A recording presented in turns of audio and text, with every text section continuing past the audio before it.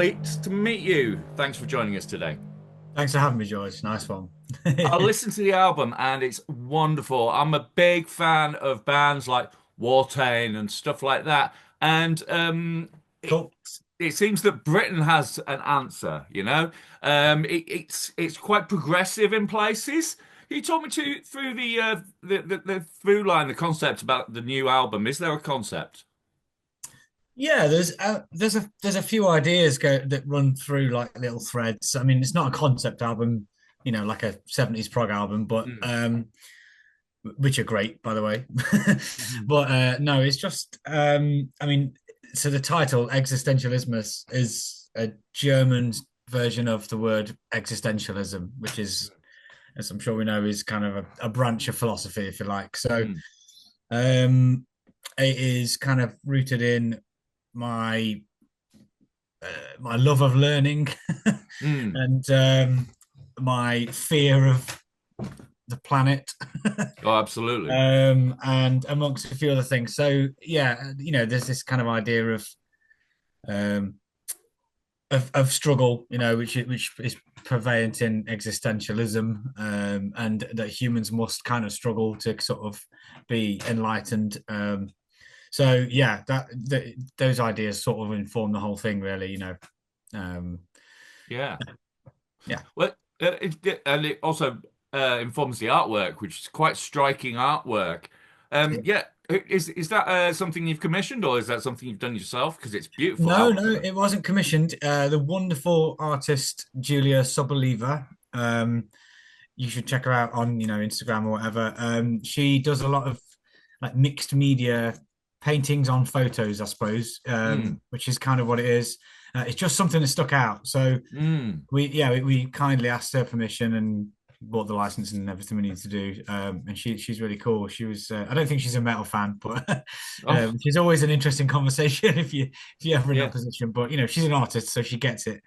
yeah. Um, and yeah, I wanted something to sort of represent the idea of self and Mm. either enlightenment or struggle. It's just kind of suggests both of those things. So um, yeah, that's I was really pleased. It just literally popped up in my news feed or my algorithm, and Yeah, I very much kind of know when I've found something that I want, and I will pursue it relentlessly. So yeah. It so that's what does. happened with that. Yeah, Yeah, it really sort of like it goes along with the music. And I do think in this day and age, like when not as many people are buying vinyl, for instance, and all that sort of stuff, that the artwork gets forgotten about. And it yeah. was really nice to see like a thoughtful piece of artwork that went along with the album so nicely. It was that's why I brought it up. I don't normally bring up artwork with bands, but there we go. No, That was I'm glad you commented on it because I really tried to sort of tie the whole thing, the whole package together very consciously this time around. So in previous albums have been lots of different mixed ideas and kind of something that works all together. But this is very much like the icing on the cake for the album. So I'm pleased you noticed. We keep yeah. hearing comments about similar to what you said, and yeah, it's really nice to hear, man. Thank you. So would I be right in saying this is your first album with like a full lineup, Yeah. full So established lineup? yeah, that's right. So the guys who play in the live band have been the live band. Kind of, there's a couple of people swapped and changed and stuff, but for about I don't know 5 or 6 years now, something like that. And Mm, we've been fucking across Europe together and across the UK together countless times now, and done big shows, small shows, good ones, bad ones. It's just the right time to bring them in. I'm still kind of the creative process, if you like, and I suppose the judge and jury on everything. But yeah, it was definitely time to have like the other musicians on the records. So yeah, that's what we did. yeah. So was the songwriting different in this time because I know you're the mastermind for the pieces historically. So did people have more of a say in the songwriting process this time? Not really. No, No, fair play. no. It's still my idea. I still kind of bring not a finished product, but like a demo, a rough Hmm. set of ideas, and go learn that, and Hmm. then they go away and learn it, and then we come together and we recorded it together. So we've been all over the place. They're my best buddies. I trust them. It's Mm, absolutely time to go. Yeah, you go and do your bit. yeah. So that was just made sense. It's a very vast listen. It manages to be both actually because it has got that right slap bang up in your face black metal assault thing, but it does start. You notice like the chords start like getting deeper and pushing outwards as you're listening to it. It's a really effective way to do things. I mean, was there much layering involved, like Uh, it in yeah, I expanding out mean, the sound? yeah, I mean the I suppose the broadness of the songwriting is something that I've always sort of had. People, if they know the earlier stuff, will have picked up on some of that. We've always had kind of bits that build into something more aggressive, or some more sparse, spacey bits and parts like that. So I'm no stranger to bringing a broken fucking synth or a toy or a tape machine or something along and Mm. going, what noise can I make with that? Um, so yeah, there's always bits and bobs. There's always be a fundamental 4 or 5 piece band, a guitar, thick, heavy sound. Um, but yeah, push it out where you can. I get bored easily, so I kind Oh, of fair play, yeah, I just need to, if I listen to a relentless guitar track either side playing yeah. similar riffs for 45 minutes, I'll just turn off. So um, yeah, it's just a natural thing for me to include those things, really. It, it was. But yeah, I want it. It needs to be a journey, I think. So I think it's Oh, part of it. absolutely, and it is. It really is. I noticed while I was listening to it that, like, sometimes, especially in the realms of black metal, if something, and I hate calling it clean vocals, right? But if there are some sung passages, but they come Yeah, in like so smoothly that it's not like, harsh bit, clean bit, harsh bit, clean bit. It's like they surreptitiously come in and they blend so beautifully together. And I thought that was really excellently done. Was that thanks, man. is that an intentional thing that so where it goes from like almost like harsh scream to actual sung part, but it's like snuck in a melody without you noticing, like Yeah. Yeah, it is kind of conscious. Yeah. I think I just tried um to let the vocals happen this time Mm, round, I suppose, as opposed to um this bit needs harsh vocals because it fits this mm, criteria, and this bit is more like death metal, so this needs more guttural vocals. You run the risk of it becoming a sort of a binary on and off kind of thing, and yeah, right. I didn't really want that.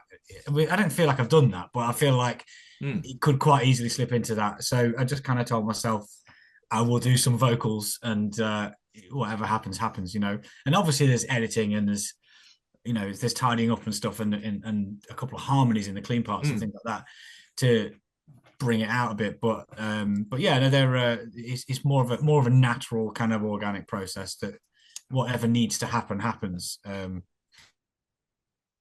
So yeah, Yeah. whereas before I might have thought that's a clean bit. I won't do anything on that. That can just be clean guitars. That's a melodic bit. Mm. Now I've naturally sort of gone, what could I do on that? And not thought about it too much, just let it happen. So yeah, I suppose that answers your question. Well, absolutely. And as main songwriter, am I right in saying you're also main producer as well, or are you working with? Do you work with a producer? We no, I mean I have produced the early stuff. The first Yeah. few records are very much underground black metal and vary in sort of levels of fidelity. But I love that stuff. Mm. I love the raw stuff. I have a particular penchant for that stuff.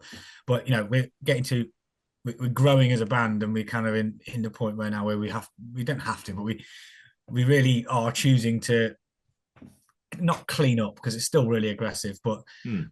you can hear every instrument. So I mean, this time around we decided we wanted to use a producer. So well, a mixing and mastering engineer. It's Mm. still kind of produced by me, really. I decide how everything roughly sounds. Yeah. Um, but we brought in. You mentioned Wate, but so we brought in Yeah. Torre Sterner, who is. I mean, he's recorded and mixed the last 4 or 5 Wate albums. Wow. He's Mayhem's live engineer. Right. His credit list is fucking three or four hundred records. So and most of them are extremely good. So Yeah, right. it's yeah, he was an obvious choice, really. We had a couple of people we wanted to approach. So finally, he got on board, which is great. I was really pleased. And there's a real kind of crisp, modern, but still aggressive sound Mm. to the record that I'd never have been able to capture myself. So Yeah. really, really pleased with it, man. Yeah, it's Touring, really yeah, no, full-bodied. it's So fine. there are times I don't know if this is a dirty word or not, but there are times when it does sound a bit even behemouthy. Um, Yeah, but that's more in the vocal delivery. okay, Um, yeah, but I don't like comparing bands to other bands, but there's just that's like all right. certain bits that catch your ear, and you're like, oh, that reminds me of something. But Yeah, yeah, cool. it's That's all really right. good to hear a British band doing it as well. I mean, I spoke to Winterfiller for a little while ago, Yeah, and yeah, they've you know them obviously well. they've got their own strain of black metal. But I think black metal from Britain, each band has got its own thing, and they don't sound at all alike each other. That's So absolutely right. Yeah, somebody asked me on a press thing recently about British black metal and to sort of describe it, and it is actually really difficult because, like you yeah, say, that it's really healthy at the minute. There's loads of bands and stuff, but definitely. and lots of people going to shows, but no one really sounds the same. So No. I think that's pretty indicative of something healthy. I think, and something that hopefully should last because it's not Hmm. gonna it's not going to homogenize and then burn out because Yeah. everyone sounds the same. So I feel like it's probably got some longevity in it. I genuinely don't think we sound like anyone really. There are parts No. that, like you say, people might go, "Well, that's a bit behemoth," or that's a bit Winterfellith or whatever. But we don't sound overall like anyone. So No. No. um, I like to cover lots of areas, and kind of I've got lots of influences, and that's absolutely fine. But I think overall we don't. Yeah, we stand on our own, which is very good. I Yeah, think. absolutely. And for a sound that like black metal, I mean, I've covered this with people like from Wolves in the Throne Room to Guerrilla and just from all over black metal. And I have said like the thing about black metal is it's way more versatile than people realize. Like there's Yeah, yeah, of so course it is. many different ways to do it. And I mean, there's a couple of things that are motifs that crop up, blast beats, for instance, and the harsh vocal style. But from there on in, you can pretty much go wherever you want with it, to the avant-garde, to the shoegaze, to the proper dark throaty, and then to 1349 or whatever. There's so much versatility in the music, especially when it Yeah. comes to to storytelling. Do you find that what is it Yeah. about black metal that makes it so versatile? Um, it's freedom, Hmm. is what it is. It's sort of an eternal paradox, really, isn't it? Because there are confines of the genre, there are attributes and things that if you don't do, people will say you're not black metal or whatever. Hmm. But and people need these kind of milestones and things that to sort of categorize things. We have to put everything in boxes, don't we? But Hmm. um, yeah, but I think as a genre of music, it really is like you described, it's kind of artistic freedom, really, and it should be. I think that's the kind of essence of it for me.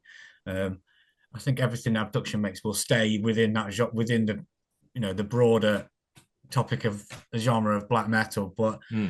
um, yeah, I mean, I like things from all of those flavors. I like um, a lot of the European true black metal stuff and a lot of Hmm. Scandinavian things. I like a lot of Finnish bands at the minute.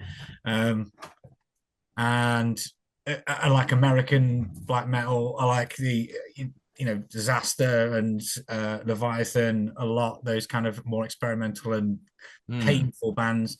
And I like some bigger stuff. Like some Behemoth stuff's great. Hmm. Watain and things like that. So I like things from across the globe.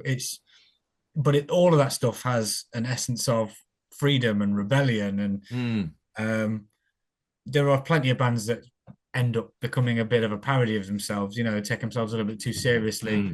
And you can sense that rebellion and that fire inside is gone, and it's kind of just replicating something they think they need to do. Hmm. I can spot them a mile off. Yeah, I think absolutely. most people can. So, um, yeah, I mean, even in the early days, it meant freedom. You look at the early Norwegian scene, and you look at enslaved or like Fluidity and Mm, as well. You've got the Dark Thrones and Burzums and Mayhems, but you've also got all these peripheral bands that are sort of like mm. over, like just fucking Oh yeah. taking a blueprint and then just doing something completely different with it. So it's kind of always been like that. But yeah, confines of a genre, but also infinite freedom. It's kind of this eternal paradox, really. Absolutely. I fucking love it. Yeah, absolutely. And the funny thing is, because I cover a lot of summer festivals and stuff like that, from like Download to Fortress to, Arctangent or whatever. And there's a black metal act on every single bill I go see. Yeah, It's just a different permeation of it. So you might see yeah, yeah, Underdark at like Arctangent or, uh, something like Cradle of Filth, which is another end of it. But yeah, it's yeah, all these British ones can hit all the bases and it sound. I mean, I think the British sound is just like all of the bands are such individuals. Their take on it is so individual. Like if you take an Al Nathrak, for instance, yeah, who are black metal as they come, but it's like their version compared to what Infernal Sea, yeah, completely worlds apart. yeah, Incredible. yeah, absolutely. So Yeah, a long way to continue. yeah. I think as long as people can attach some feeling of fire and passion from inside, that thing that's really so hard to quantify that we're all talking about, as long as they can attach that with something that's interesting, it'll and artistic, it'll continue. And I don't really see the ends of it yet. Um, you've got like traditionalists and more conservative types that just want a repeat of 1994 or 1992. Mm. Any deviation from that is not black metal or whatever. But come on, man, like, even that wasn't a blueprint at the time. So like you're just chopping your nose off to spite your face a little bit. Well, yeah. Um, so yeah, there's all sorts of things to fight against, to be pissed off about. Yeah. And the world keeps changing. So Yeah. yeah, Yeah, absolutely. I've had interviews in the past. I won't name names, but from a black metal artist who was just vehement that these are the rules and people who step outside them are posers. And I was just like, okay, I'm going to answer for oh, that. If that's what you like, that's grand. yeah, I think black metal is something I feel very passionate about. There's the versatility of the music is wonderful, and the fact that it can be so harsh and melodic at the same time yeah. is just it just grabs me. Yeah, Absolutely. and this is the eternal paradox. It's like you got the eternal contradiction. Is it can be the most beautifully melodic Mm. passage of guitar riff in the worst recorded way, Yeah, yeah. and and it becomes some sort of fucking lightning in a bottle, some sort of passion and magic. You know, Have you ever um, thought about like if, say, hypothetically speaking, you had all the budget in the world to make a record, would you ever work with like orchestras and stuff like the likes of Patriarch and Sour have done on their new yeah. record and stuff like that? I I don't know if I'd spend it on an orchestra. I'd love to have some fun with an orchestra, but I don't think Yeah. I'd make an abduction record with an orchestra. Um, I think that's probably a step too far away from the. It just starts making me think of Metallica S&M. Oh gosh, that yeah, it's done so much No, bad like thing that record. you got Battery, which is a great track, and then all of a sudden you fucking put oboe flourishes all over it. It's like, come Well, on, man. yeah, that was shoehorned in. That was shoehorned in. It's just, It was just like we ain't got just an because album you this year. What should you we do? could doesn't mean you should, you know. Yeah, Um, absolutely. so I don't know, maybe. Wonderful. So, obviously, new album comes, new tours. Is there plans for the summer? Have you got some touring plans for the year? We have very little for the summer at the moment, to be honest. We've got a couple of things with the Infernal Sea coming around the UK Wonderful. in March, like a co-headline thing, because they're buddies of ours and label mates now as well, because they're on the Buddies of mine Candlelight and too. label mates too. I did the remixes for them. Oh right, okay, awesome. Yeah. I didn't know that. That's great. Yeah. Um, and yeah, and then a couple of things here. We're playing like a festival in Barcelona with fucking Nice. Beherit and Blasphemy and stuff, which is great. In May, and Fortress is the big one. So you mentioned Fortress earlier. Yeah, I'll see you there. Main stage Fortress this year. So really, really excited about Oh, that's such a good that. festival. Along, the same stage as fucking Agalloch. So Yeah, man. a little bit of an unreal moment that. So that'll be fun. It's Um, beautiful theatre. Yeah, it's great. Yeah, yeah. I mean, Oh, I beautiful. kind of helped work for the festival as well. So I was, we helped put it together last year, and Awesome. yeah, it truly is something special, that place. So I love it. um, yeah, but beyond that, it's a little bit quiet. I think we're working on some stuff for the autumn. I think just because of the timing in terms of this album coming out in February, which is an odd thing to do. Yeah, Uh, right. it's just not worked out for the festivals yet for this year. So Hmm. we will be back on summer festivals with a vengeance next year. I am certain. But yeah, for the moment, it's fairly quiet. I don't really want to do too many shows, if I'm honest. I'm kind of Yeah. we did a lot of we did a lot of touring last year and some shows in Europe and odd one or two shows in Europe where just we just drive for the show and then drive back, and that's a fucking long deal, you know. Hmm. And we've all got families and things like that. Yeah, So right. I'd much rather do fewer things that are Quality. few and far between, but that are really good shows, things like Hmm. Fortress and stuff like that. So, but an offer's an offer. We'll have a look at it. Yeah, absolutely, absolutely. Yes, well, the album's utterly extraordinary. I really, really enjoyed it. It's been on heavy rotation. I So bet wish you all the best for the rest of the year, and I'll see you at Fortress, no yeah, mate. doubt. Yeah, well, come say hi. Definitely. Will do. I'll be in the press room.